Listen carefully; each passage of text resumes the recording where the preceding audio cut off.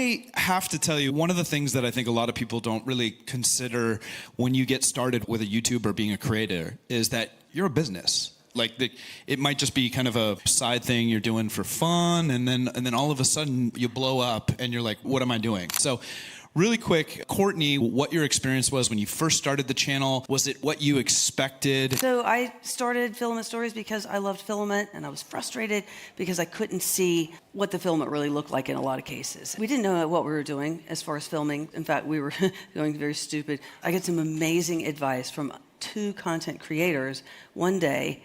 You may know both of them. I think the mistakes I make do not detriment what I do as much as long form does, because the content is more disposable. It doesn't last forever. You know, it might be up for 3 days and then everyone's forgot about it. I had the freedom to make more mistakes and learn from it. And I think making mistakes is really important. Yes. Because you learn what works and what doesn't. I'm always telling people who are aspiring to make content is to make as many mistakes as you can. But I think it's more important to get the content out there. Talking to sponsors and figuring out what works and what doesn't. You know, things that they ask for and what we're willing to do or not to do. And then we say yes to certain things and then realize, wow, I should not have said yes to do anything. All this content creation, there's this concept of failing faster. Yep. Right? So how can you lower the stakes of failure, because you're gonna have to make the mistakes. I don't know how it is around the world, but if you've got buying a car, you've got the car salesman, right?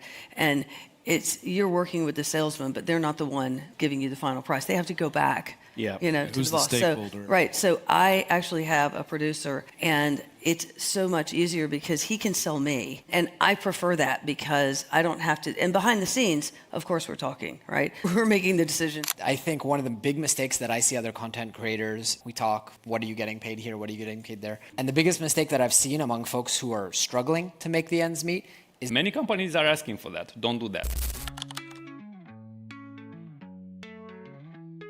Give them an idea of what you want to do, something unique, something that hasn't been done before with their account, and let them respond with it. Jonathan, how much are you pitching sponsors versus sponsors pitching you? What percentage would you say? I think one of the things that I did that has really worked out for us is I created a whole menu of everything in between. Do you want a 60-second spot? Do you want a podcast episode? Do you want a YouTube short? Do you want a series of videos? They will come back to you and say, hey, can we use it on our website? And you say yes for the next 6 months or whatever the period you want. And in return for offering the licensing, you ask for something like the licensing cost